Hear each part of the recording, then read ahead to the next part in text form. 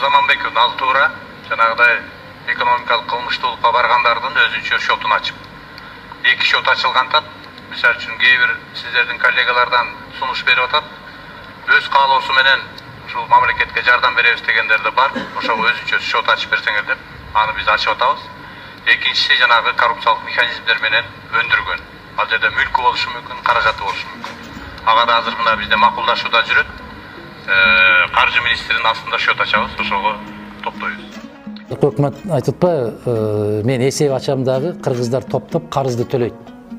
Айланайын, аман болгур. Эс барбы, мындай бир ой жүгүртүү барбы мындай?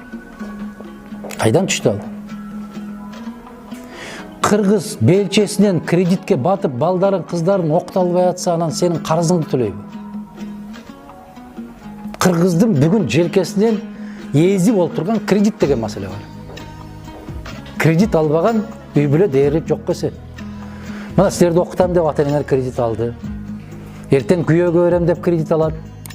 Үйлөнтөм деп кредит алат. Там алып берем деп кредит алат. Ипотека алат, там куруп атабыз деп. Анан ушу бул өтө акылсыздык маселе бул. Өтө акылсыздык маселе. Кандай дейсиздер? Ушул жерден иштеп акча таба албастан сыртта тишинин кирин соруп, кордук көрүп сыртта жүрөт да кыргыздар, анан кыргыз өкмөтүнүн алган, жеп ичкен, чоңдордун кан сарайларын салган, миллиардер болгон, доллар бой миллионер болгон азаматтар үчүн ошолордун карызын төлөйбү? Не деген акыл бул? Не деген ой? Эгерде ошондой оюң, пикириң болгон болсо, Кыргызстандагы 100 ууруну топто. Эгер чындап кыргызды карыздан кутулгуң келсе, урматтуу премьер-министр, өкмөт башчы, 100 ууруну билесиң, бардыгы билет. Бардык кыргыз билет. 100 ууруну топто, ушундай кылып жыйна, айт. Жедик, ичтик, эми жараткандан корколу дагы кайтаралы. Де ушундай деп 100 ууруну карма. Анын 35-ин издештин кереги жок. Жээнбековдун чөнтөгүндө бар. Тизмеси барбы? Ошолор топтобойбу?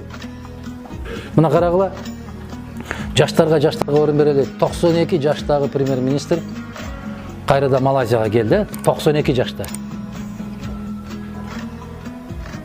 Эмне кылды? 5 күндүн ичинде 50 миллиард доллар топтоп койду. Кимден? Уурлардан. Окудуңарбы? 50 миллиард долларды ордуна коюп койду. 5 күндүн ичинде. Кандай дейсиңер?